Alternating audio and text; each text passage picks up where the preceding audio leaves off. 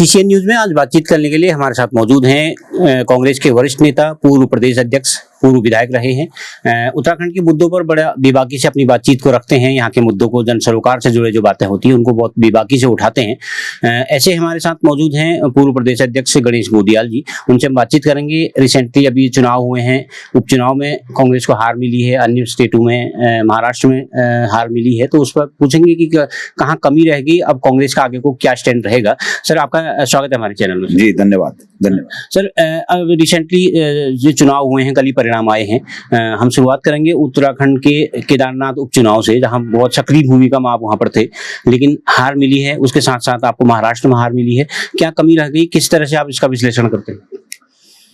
मुझे जहां तक केदारनाथ की बात है, निश्चित रूप में मेरा ये पक्का विश्वास था कि केदारनाथ में हम चुनाव जीतेंगे। जिस प्रकार से बद्रीनाथ में हम चुनाव जीते, लोगों ने हमारी बात को माना, समझा और हमें आशीर्वाद दिया, इसी प्रकार से विभिन्न मुद्दे थे जिनको कि मुझे लगा कि केदारनाथ में बद्रीनाथ से भी ज्यादा असरकारी मुद्दे हैं, जिनमें कि एक बहुत ही सरकार के द्वारा ब्लंडर ये काम किया गया कि दिल्ली में केदारनाथ धाम बनाने की बात की गई। तमाम ऐसी बातें थी। तो हमको लगा कि निश्चित रूप में हम जनता को इन चीजों को समझा पाएंगे। हम उसमें कामयाब नहीं रहे, इसका हमें दुख है। दूसरा, मुझे लगता है कि बाय इलेक्शन में ये भी होता है कि साहब सरकार इनकी है तो चलो इन्हीं को दे देते हैं वोट। लेकिन जो सबसे बड़ा कारण हार का रहा वहां, वो ये रहा कि सरकार के खिलाफ जो आक्रोश था वो आपको दिख रहा है कि 53,000 के वोट में 23,000 बीजेपी को मिले और बाकी सरकार के अगेंस्ट मिले। तो जो 30,000 सरकार के अगेंस्ट वोटिंग हुई, वो वोटिंग एकजुट नहीं हो पाई। बस वो हमारी हार का कारण रहा। हम लोगों को ये नहीं समझा पाए कि भाई ठीक है, आप किसी निर्दलीय को, किसी अन्य को आप वोट दे रहे हैं तो ये जीत के रेस में नहीं है, तो इससे वोट खराब होगा और सरकार को फायदा होगा, बीजेपी को फायदा होगा। ये हम नहीं समझा पाए और वोट बिखर गए, जिसके कारण हम हारे।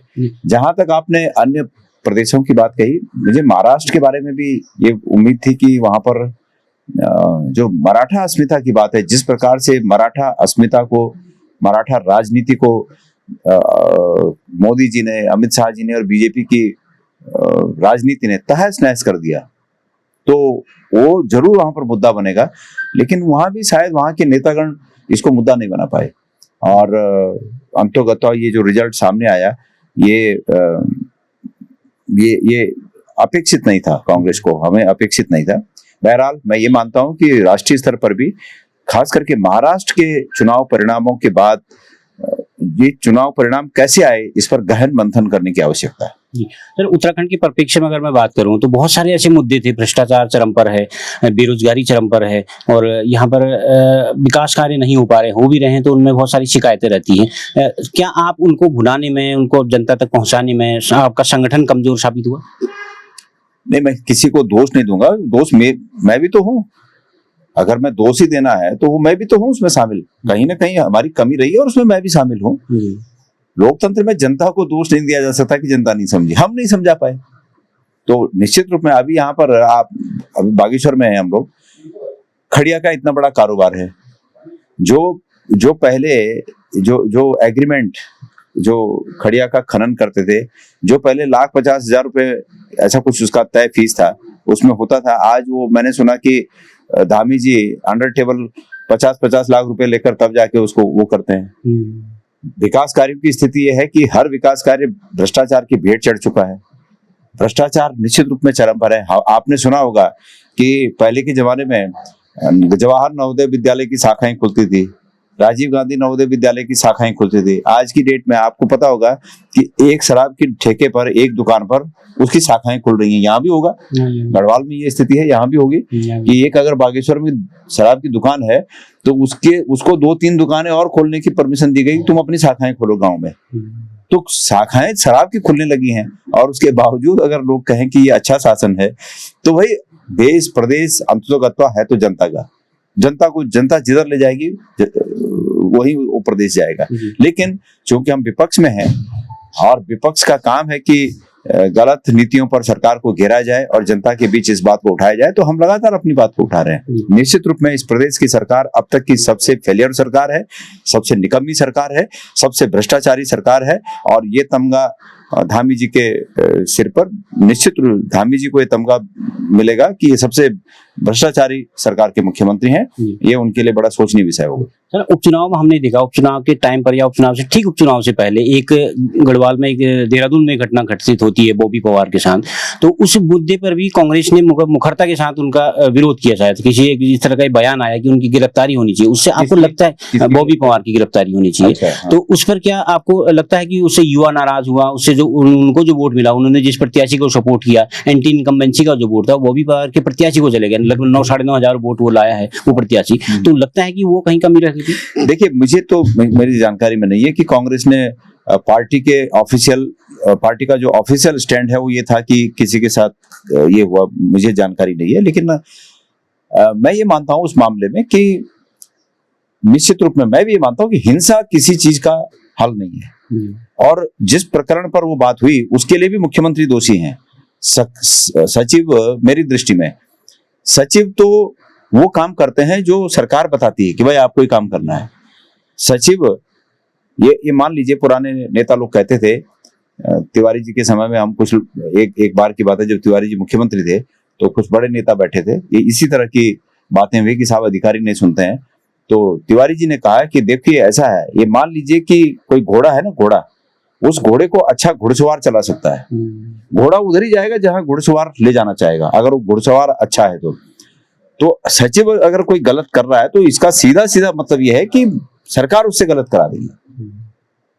हालांकि सचिवों को भी गलत नहीं करना चाहिए, लेकिन अगर कर रहा है तो सरकार गलत करा रही है। प्रश्नगत प्रकरण में जो आपने अभी बात रखी, उस प्रकरण में यह है कि किसी व्यक्ति को उसकी आयु पूरी होने के बाद भी उसको एक्सटेंशन इसलिए दिया जा रहा है कि वो सरकार के भ्रष्टाचारी मतलब कार्यक्रमों में सहयोगी बनता है, और उससे सरकार में बैठे लोगों को पैसा मिलता होगा। यही है मामला। उस व्यक्ति पर तमाम भ्रष्टाचार के आरोप हैं, उस व्यक्ति को एक्सटेंशन नहीं दिया जा सकता, लेकिन धामी जी की जिद की यही रहेगा, यही इसी को करेंगे। तो बॉबी पवार का नाराज होना भी स्वाभाविक था, लेकिन मैं ये मानता हूं कि मेरी दृष्टि में हिंसा कोई रास्ता नहीं है। हमें उसके लिए लोकतांत्रिक रास्ते से जाना चाहिए, लोकतांत्रिक रास्ते अपनाने चाहिए। और हो सकता है कि जो आपने कहा कि पार्टी का स्टैंड, हालांकि मेरी जानकारी में नहीं है, पार्टी का स्टैंड इस रूप में तो नहीं था, नहीं रहा होगा, लेकिन अगर रहा भी होगा तो हो सकता है कि जो 9,500 वोट उनके लोग ले गए यहाँ पर, हाँ ले गए, तो उसका नुकसान, उस 9,500 का नुकसान तो हमें हुआ ही, उसमें कोई बात थोड़ी है। वो तो मैंने पहले ही कहा कि वोटों की डिवाइडेशन का फायदा बीजेपी को मिला, बीजेपी की रणनीति भी यही थी, हम उसमें सफल नहीं हुए।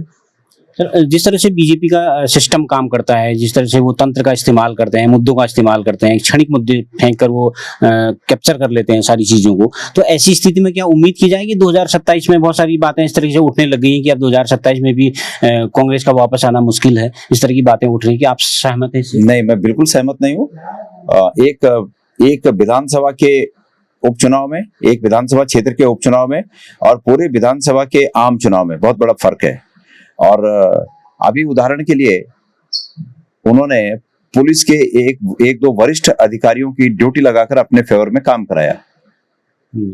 तो क्या आम चुनाव के लिए हर जिले में पुलिस के लोगों की ड्यूटी लगा सकते हैं क्या? नहीं लगा सकते।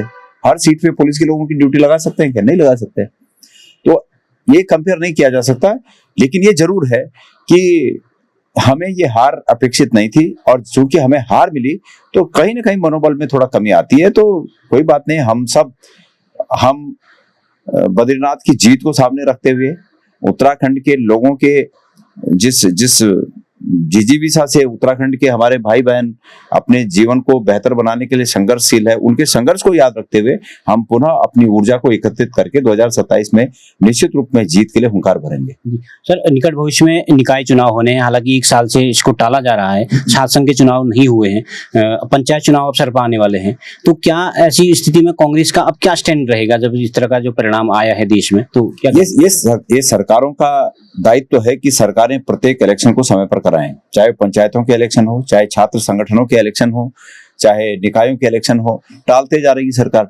है सरकार। तो निकायों के इलेक्शन, अब मैं समझता हूँ कि बाय इलेक्शन भी निपट गया, सरकार के पास अब कोई बहाना नहीं है, तो तत्काल निकायों के इलेक्शन होने चाहिए। छात्र संघ चुनाव जहां जहां अटके हैं वो होने चाहिए। ये पहले बीजेपी की ये कुटिल चाल है कि ये पहले अपने अनुसार माहौल बनाने की कोशिश करते हैं। अपने अनुसार माहौल अगर हुआ तो डिक्लेयर करेंगे इलेक्शन, अपने अनुसार माहौल नहीं हुआ तो नहीं करेंगे डिक्लेयर। तो ये उनकी कुटिल चालों में शामिल है। आज आप देख रहे हैं, लोग कहते हैं कि साहब विदेशों में भारत का डंका बज रहा है, लेकिन भारतीय जनता पार्टी और केंद्र और राज्यों की इस प्रकार की सरकारों के तहत जिन भ्रष्टाचारी लोगों को संरक्षण प्राप्त है, आज वो विदेशों में भी बेनकाब हो रहे हैं, तो अंतर्राष्ट्रीय स्तर पर भी हमारी छवि में निश्चित रूप में डेंट पड़ रहा है। तो ये सब चीजें देखी जाती हैं और धीरे धीरे बीजेपी जो है एक्सपोज होने लग गई है। भारतीय जनता पार्टी, उनके बड़े नेता और उनके बड़े नेताओं के भ्रष्टाचारी लोगों से संबंध एक्सपोज होने लगे। अभी अडानी का ही मामला आपने देखा होगा, किस तरह से हमारे माननीय प्रधानमंत्री जी उनके जहाजों में यात्रा करते हैं और आज विदेशों में हर जगह, छोटे छोटे देश, मैंने सुना केन्या भी बोल रहा है कि, केन्या जैसा देश भी बोल रहा है कि इनके साथ हम कोई करार नहीं करेंगे, जो किया वो रद्द करते हैं। तो इस तरह की स्थिति आज देश की हो रही है, तो लोग धीरे धीरे इस बात को समझेंगे। सर, एक आखिरी सवाल आपसे, वर्तमान जो संगठन आपका है, सांगठनिक ढांचे में क्या आप और मजबूती देखना पसंद करेंगे या उसमें बदलाव की आप उम्मीद करते हैं? आप किन मुद्दों को लेकर? आप सिर्फ हमारे उत्तराखंड के सांगठनिक ढांचे की बात क्यों करते हैं? दुनिया के किसी भी ढांचे में, किसी भी संगठन में दुनिया के बेहतरी की संभावना निरंतर बनी रहती है। तो ये सिर्फ उत्तराखंड के बारे में थोड़ी है, जनरल बात है कि वे बेहतरी की संभावना हमेशा बनी रहती है और जो व्यक्ति काम करते हैं वो भी निश्चित रूप में अच्छे के लिए करते हैं। हम किसी को ये दोष नहीं दे सकते कि किसी ने खराब कर दिया, सब लोग अच्छे के लिए करते हैं। कभी यश मिलता है, कभी अपयश मिलता है, कभी कोई रहता है, कभी कोई रहता है। तो ये सब एक पूरा सामूहिक काम है। ये किसी एक व्यक्ति को नहीं इसके लिए दोषी ठहराया जा सकता कि किसी खराब हुआ तो किसी एक व्यक्ति का दोष है। अभी केदारनाथ में अगर हार हुई है तो हम ये नहीं कह सकते कि मैं उससे अछूता हूँ, मेरा भी उसमें दोष है, मेरी भी कमी है। क्यों अगर हम ये कहें कि बद्रीनाथ में जीत हुई और वो जीत जो है वो भी किसी एक की जीत थोड़ी है, सभी लोग ने प्रयास किया, सबकी जीत है। आज यहाँ भी सबने प्रयास किया, सबकी हार है। तो संगठन में भी बेहतरी की उम्मीद लगातार बनी हुई रहती है और हमारा संगठन जो कर रहा है वो बेहतरी की उम्मीद के साथ लगातार अच्छा कर रहा है और आगे दृष्टिगत चुनाव को ध्यान में, जो आगे आने वाले चुनाव है उनको दृष्टिगत रखते हुए और बेहतर करेंगे, ये हम आपको कह सकते हैं। किन मुद्दों को लेकर जहाँ पर जनता के बीच में जाना चाहेंगे सर? अब निकाय और पंचायत चुनाव, निकाय पंचायत चुनाव में तो लोकल बहुत इश्यू होते हैं, बहुत लोकल मुद्दे होते हैं। अभी आप ये बताइए, मैं तो मुझे अफसोस होता है कि इतना मुख्य मार्ग है ये ग्वालदम से लेके और ये बागेश्वर तक कितना संकरा है, कितने इस पर साइड से मतलब मिट्टी भी नहीं भरी हुई है साइडों में। जब गाड़ियां नीचे उतरती हैं तो बड़ी मुश्किल होती है, छोटी गाड़ियों को तो बहुत ही मुश्किल होती है। तो ये जो बागेश्वर जिला है, ये करीब 100 करोड़ रुपए का रेवेन्यू तो अकेले ये इससे आता है। ये जो खड़िया वाला 100 करोड़ का रेवेन्यू इससे आता है। और जो जिला 100 करोड़ का रेवेन्यू देता हो, उस जिले की सड़कों का ये हाल हो, तो ये मुद्दा बागेश्वर के लिए क्या नहीं होगा? निश्चित रूप में बागेश्वर के लिए मुद्दा होगा। रोजगार निश्चित रूप में बागेश्वर के लिए मुद्दा होगा। यहाँ के जो स्थानीय हमारे युवा हैं, क्या वो स्थानीय स्तर पर रोजगार पाने के लिए सरकार की उनके लिए कोई योजना है? लगातार जो एम्प्लॉयमेंट एक्सचेंज हैं गवर्नमेंट के, बेरोजगारी दर्ज कराने, मतलब अपनी बेरोजगारी को दर्ज कराने के लिए जो सिस्टम है सरकार का, लगातार उनमें इजाफा हो रहा है।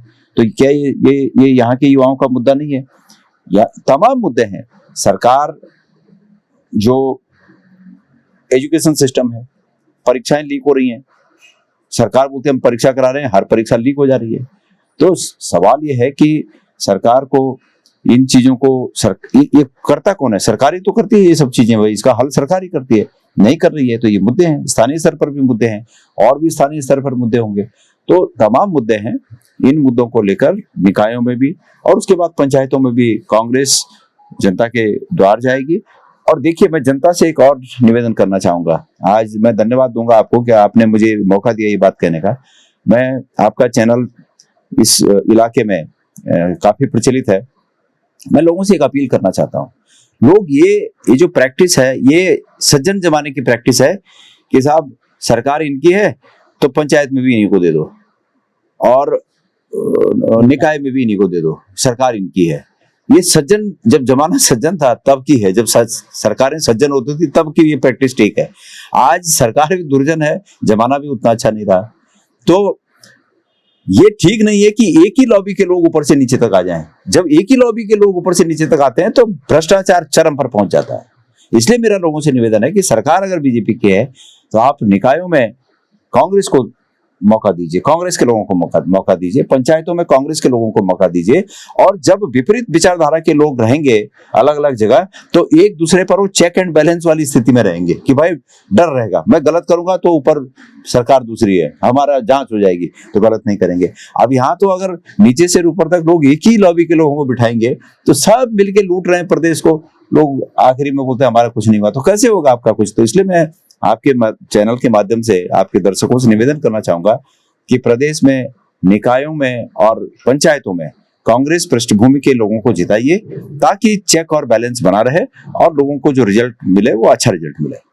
थैंक यू सर, हमसे बातचीत के लिए आपने वक्त निकाला, इसलिए बहुत बहुत धन्यवाद। धन्यवाद। तो आप थे हमारे साथ पूर्व प्रदेश अध्यक्ष कांग्रेस के वरिष्ठ नेता गणेश गोदियाल जी। उन्होंने स्पष्ट मानना है उनका कि केदारनाथ का उपचुनाव हो, महाराष्ट्र का आम चुनाव हो, वो निराशाजनक जरूर है, लेकिन कांग्रेस का कार्यकर्ता नए मुद्दों के साथ नए सिरे से जनता की बीच जाएगा और अपने को खुद खड़ा करेगा और सत्ता में वापसी करेगा। CCN न्यूज के लिए मैं सुरेश पांडे।